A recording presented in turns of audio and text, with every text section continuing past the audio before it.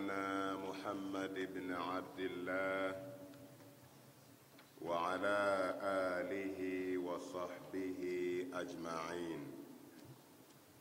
اللهم صل على سيدنا محمد صلاة تخرجنا بها من ظلمات الوهم وتكرمنا بنور الفهم وتوضح لنا ما أشكل حتى يفهم، إنك تعلم ولا نعلم وأنت علام الغيوب. Tunamshukuru Mola Subhanahu wa Ta'ala na tunamuomba mtelemshi rahma na amani Bwana Mtume sallallahu alayhi wasallam na jamaa zake na masahaba wake na kila aliyemfuasi wa sunna yake mpaka siku ya mkusanyiko. Mola Karim ametukusanya katika nyumba miongoni mwa majumba yake matukufu. Iwe ni fursa kwetu kupitia sehemu katika mawanda ya maneno yake matukufu kwa mujibu wa vile ambavyo mabwana wamepita katika kuyatolea maana mbalimbali. Tukiwa tumeanza na kuwaangazia watu ambao ni wacha Mungu na kisha baadaye tukawageukia wale ambao ni makafiri, na mara ya mwisho katika ile wa minan nas tukawaelekea watu ambao ni wanafiki. Pale ambapo tulitua haikuwa mwisho wa habari za wale wanafiki, bali ndilo neno tunaloondoka nalo leo. Mwenyezi Mungu Subhanahu wa Ta'ala aliposema mathaluhum kamathali alladhi istawqada nara,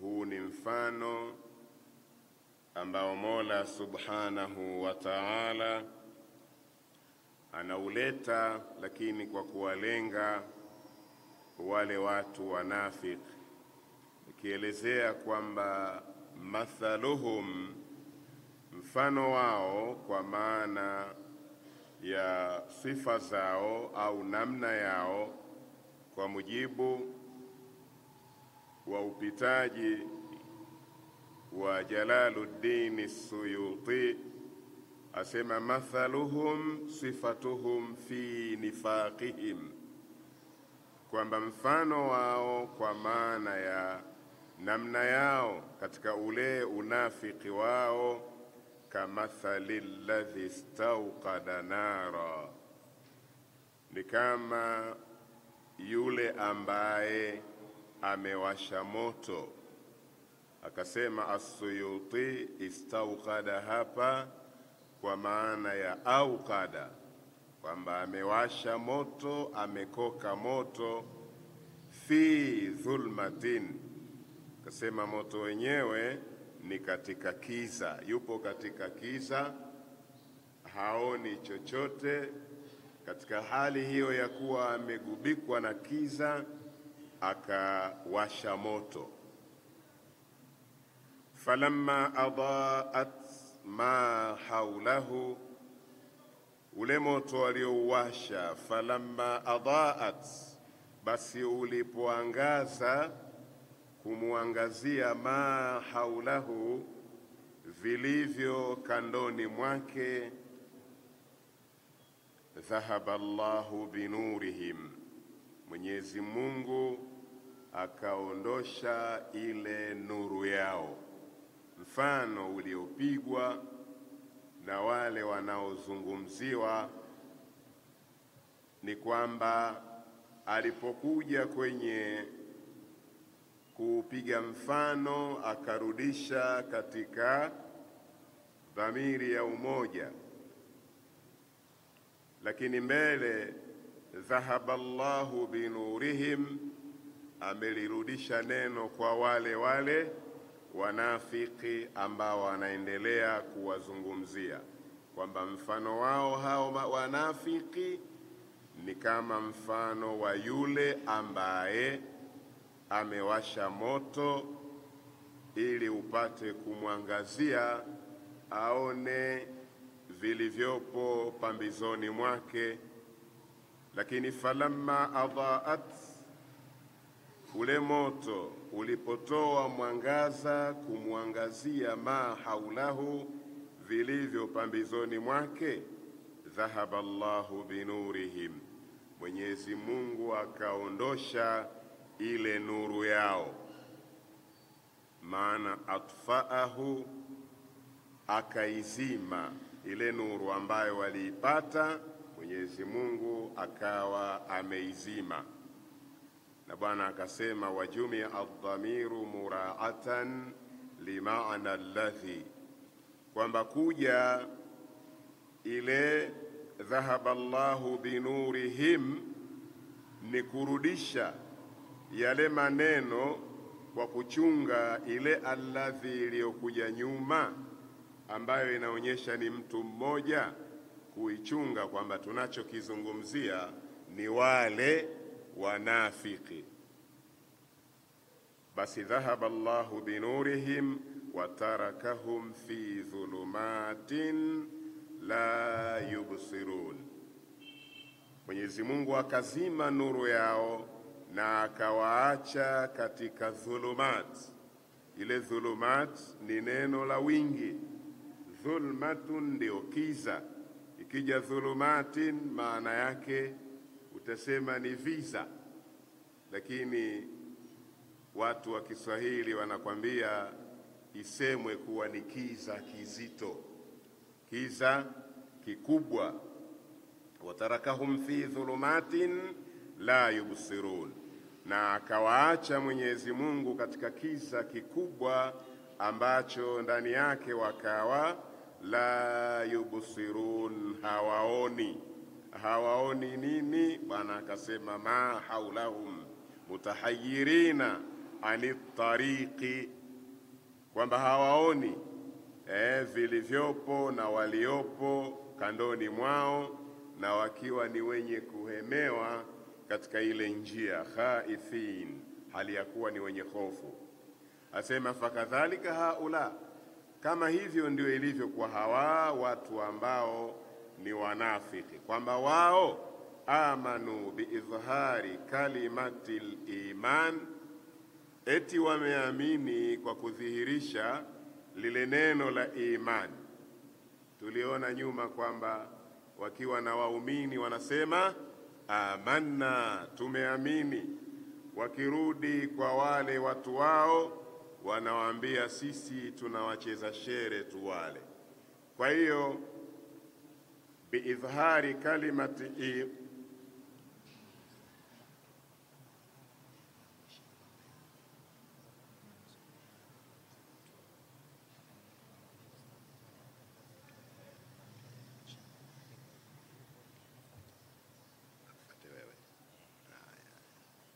Naam, kuna agizo la dharura hapa, na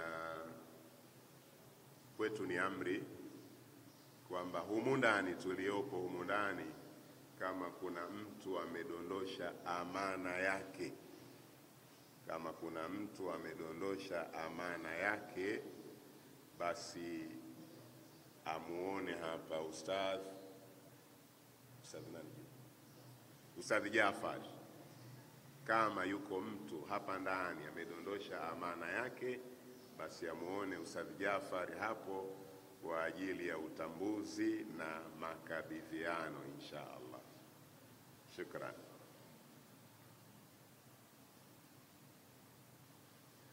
Naam, nakasema fakadhalika haulai, kama hivyo hawa nani? Hawa wanafiki, hawa amanu biidhhari kalimati liman. Jalaluddin As-Suyuti anasema hawa wameamini, lakini kuamini kwao ni kwa kudhihirisha lile neno la iman. Tukasema kama kule nyuma tulivyoona, wakirudi kwa wale wenzao wanawaambia sisi tuko pamoja nanyi. Kana kwamba wale wanawauliza, mbona tunakuoneni mko na wale walioamini? Ambia sisi tuko pamoja na nyinyi, wale tunawacheza shere tu. Kwa hivyo wamedhihirisha neno la iman. Asema faidha matu, watakapokufa, jaahumul khawfu wal adhab, itakuwa imewajilia hofu na imewajilia adhabu kwa yale ambayo walikuwa wakiyatenda, wacheza shere nani? Waumini. Sasa watu hawa anasema kwa hayo wanayoyatenda na hayo wanayokwenda nayo, hum summun, wao summun bukmun umyun. Waambia wao ni summun, ni wale watu wasiosikia. Summun ni mtu kiziwi, hasikii. Summun anil haqqi fala yasma'unahu samaa qabulin, kwamba wao ni viziwi, si kwamba hawasikii, wanasikia, lakini ni viziwi juu ya haki, ikieleza ile haki ambayo kaja nayo Bwana Mtume sallallahu alayhi wasallam. Wao hawasikii usikiaji wa kukubali. Kusikia wanasikia, lakini hawasikii kwa namna ya kukubali. Wanasikia lakini wanakanusha. Kwa hivyo wao ni viziwi. Lakini bukmun vile vile ni mabubu. Bukmun ni mtu ambaye hana uwezo wa kuzungumza, ambaye ni khars. Kwa hivyo harsun anil khairi fala yaqulunahu, wao ni mabubu kwa lile jambo la kheri kubwa ameileta Mtume Muhammad sallallahu alayhi wasallam, basi wao hawaisemi ile kheri. Ni mabubu, kwamba katika hali ya kawaida wanaongea kama kawaida, si mabubu kwamba hawawezi kusema, lakini ile haki na kheri ambayo kaja nayo Bwana Mtume sallallahu alayhi wasallam, wanakuwa ni mabubu kwamba hawaisemi. Lakini umyun vile vile ni umyun, ni vipofu. Umyun ni mtu asiyeona, lakini wao an tariqil huda fala yarawnahu, wao upofu wao ni upofu kwamba hawaioni ile njia ya uongofu.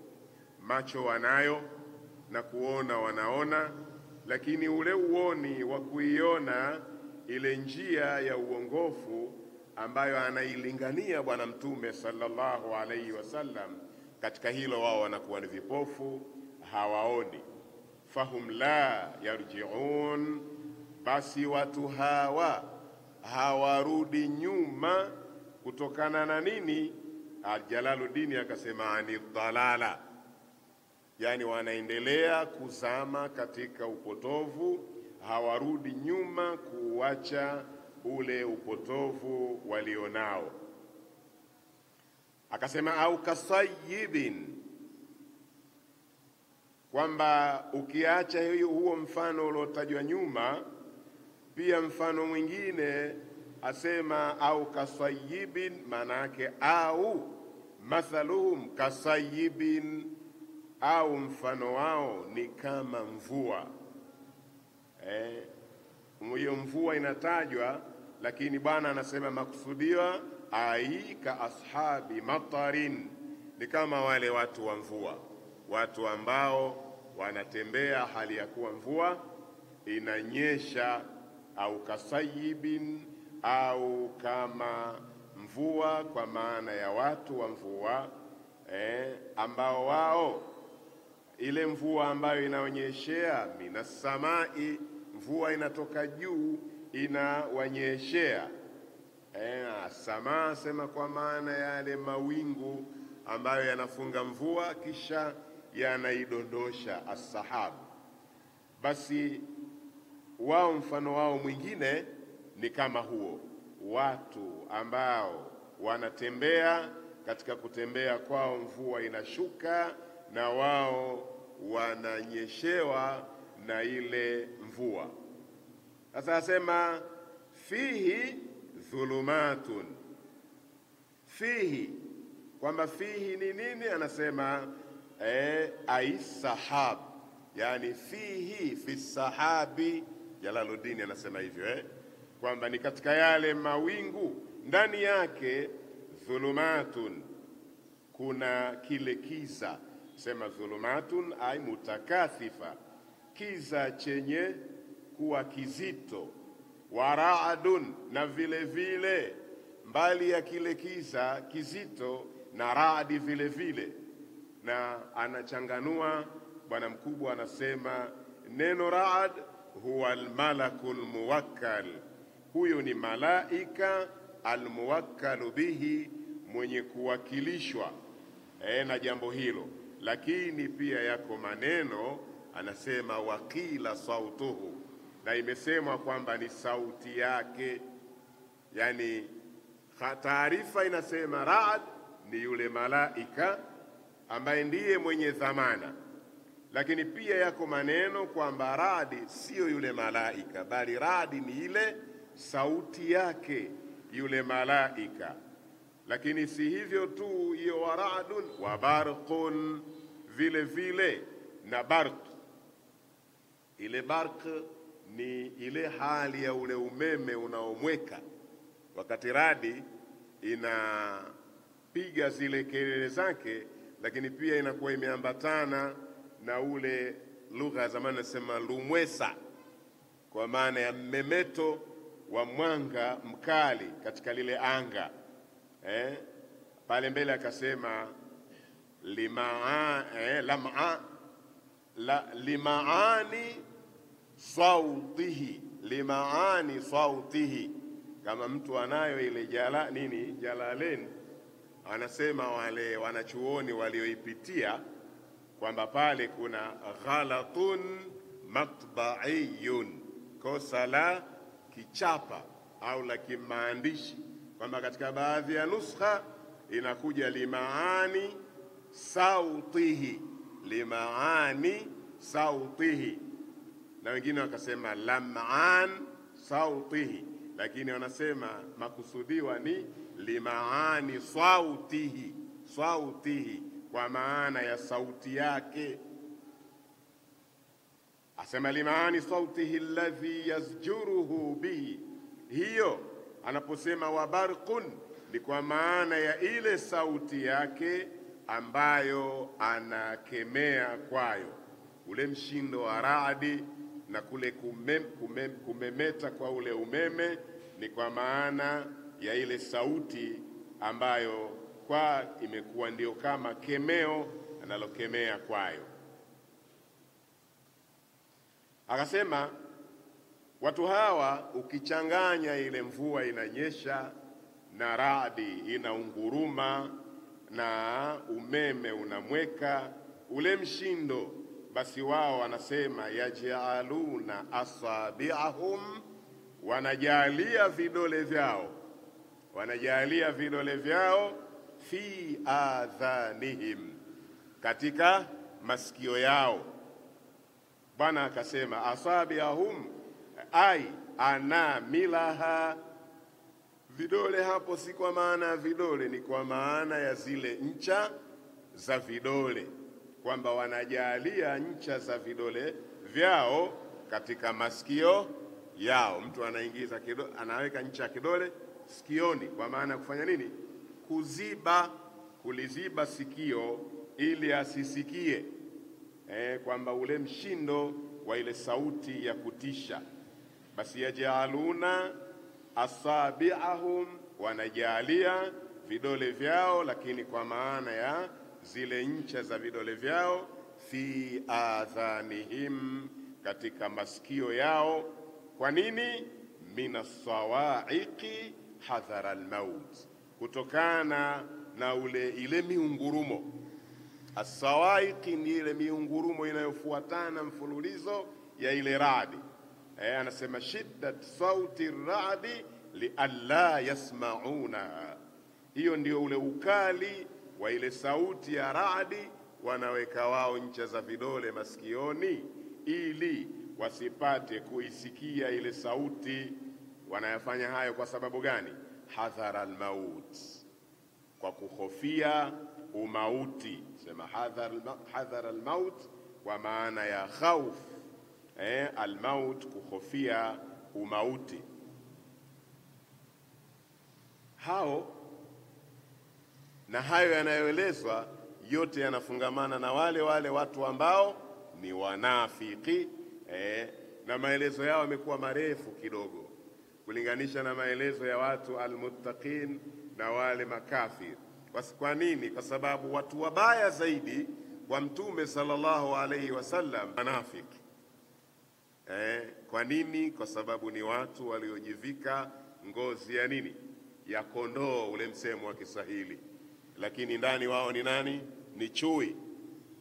Kwamba wakionekana kwa nje kwa kauli zao wanaonekana waumini, wanaona hawa ni wenzetu, lakini asli kwa undani kabisa wao si wenzao, na kama si wenzao ina maana ni maadui zao, na adui mbaya ni yule ambaye uko pamoja naye. Waswahili wakisema kikulacho kinguoni mwako, kwa maana unajua huyu ni mwenzangu, kumbe ndiye anayekumaliza. Na ndio watu walomsumbua sana Bwana Mtume sallallahu alaihi wasallam mpaka anaondoka duniani Mtume sallallahu alaihi wasallam. Watu hawa amewaacha kuanzia Makka alikopewa ule utume na kuanza ile dawa. Makafiri wapo na watu ambao wana sura mbili pia wapo, lakini inakuja Madina, kishindo ndio kikubwa zaidi. Madina anapatikana na rais kabisa wa wale wanafiki, kwamba ile timu alafu ina kiongozi wao. Kiongozi maana anatoa ile miongozo ya hivi na vile, fanyeni hivi, kiona hivi fanyeni hivi, sawa. Huku tunaona kwamba kule maelezo ya Makka wale wenzao wanaambia, vipi mbona mkonao wale? Ambia wapi bwana, sisi kule tunawafanyia shere tu. Lakini kule Madina ni waziwazi kwamba wanajua kiongozi ni nani na anawapa nini miongozo. Kwa hiyo ni watu ambao ni wabaya sana na ni wasumbufu wakubwa waliomsumbua Bwana Mtume sallallahu alayhi wasallam. Kwa hiyo yote yanayoelezwa hapa yanafungamana na wao. Akasema kwamba wanahofia nini? Hadhara almaut, kwa kuhofia umauti. Wanaona kwamba kana kwamba umauti utawakuta. Na yeye akasema, Jalaluddin Suyuti akasema, hadhara almauti min samaiha, kuogopea umauti katika kule kuisikia. Kadhalika haula, hiyo ndivyo kama ilivyo kwa hawa wanafiki.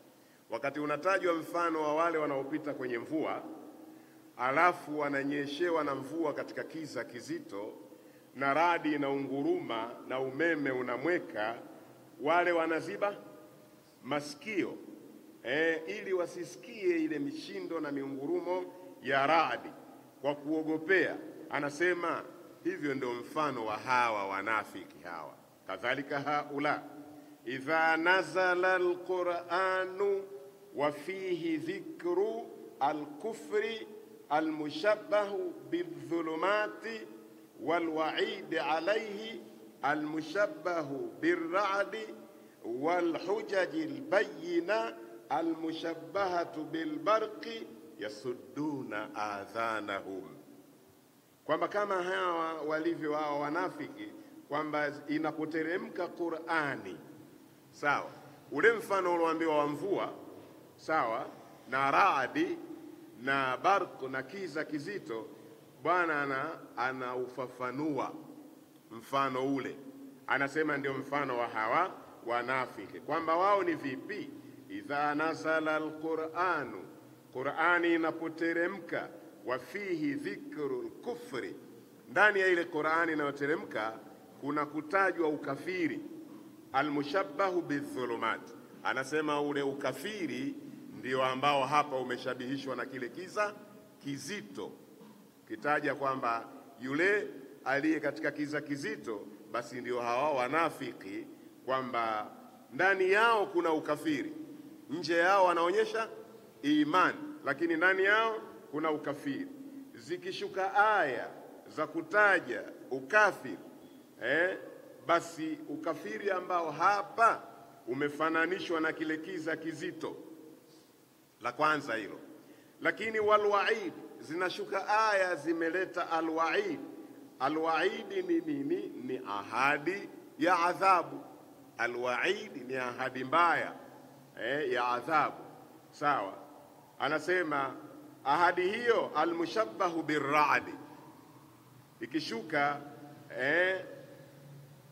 zile zenye kushabihishwa na nini? Na ra'di.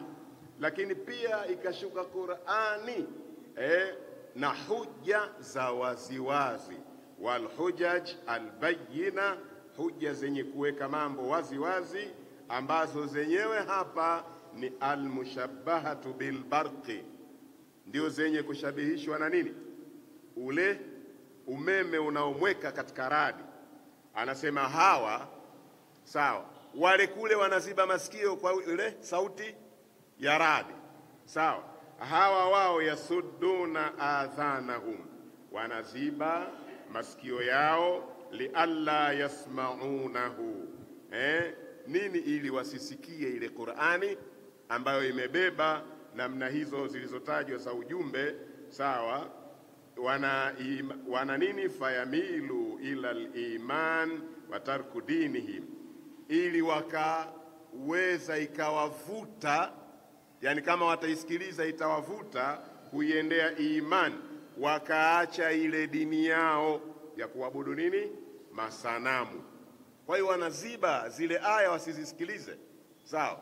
Kule kuna mahala pengine anasema kwamba yale maneno yana uchawi, yale ukiyasikiliza yanakubeba, sawa. Kwa hiyo wanaziba masikio ili wasisikilize, kwa sababu wasije yale maneno yakawazoa kuwapeleka kwenye imani ya Mtume sallallahu alaihi wasallam na wale wafuasi wake, wakaacha ile dini yao ya kuabudu nini? Masanamu, ambayo asema wahuwa indahum mautun, ile dini yao kwa wao ndiyo sawa na ule umauti wenyewe. Sasa asema wallahu muhitum bilkafirin, Mwenyezi Mungu ni mwenye kuwazinga wale watu makafir. Akasema Bwana, asema amewazinga kivipi? Akasema ilman wa qudratan fala yafutunahu, kwamba Mungu amewazingira akawazinga kiujuzi na kiuwezo, basi wale hawamponyoki Mola subhanahu wa ta'ala. Wallahu muhitun bilkafirin, Mwenyezi Mungu ni mwenye kuwazinga watu makafiri. Akiendelea anasema yakadu albarqu yakhtafu absarahum, ile barq, sawa, ule mmemeto ule, asema unakurubia, yakhtafu absarahum, kuwapofua macho yao, ule uoni wao. Yakhtafu, kupofua, absarahum, uoni wao. Akasema bwana mkubwa, yakhudhuha bisur'a, kwamba tauchukua ile kwa haraka, kufumba na kufumbua. Kullama adaa lahum, kila pale ambapo kwenye ule mfano kwamba barku inapoangaza, kullama adaa lahum, kila inapoangazia, ndio wao nao mashau fihi, wanapata kutembea katika kule ule mwangaza ambao umepigwa na ile barq.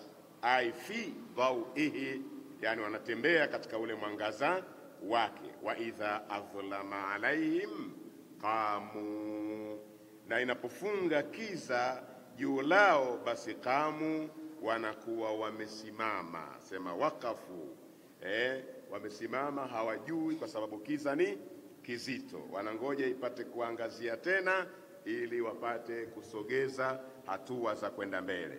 Walau shaa Allahu la dhahaba bisam'ihim, na lau Mwenyezi Mungu angelitaka angeliwaondoshea ule usikizi wao, bimaana asma'ihim.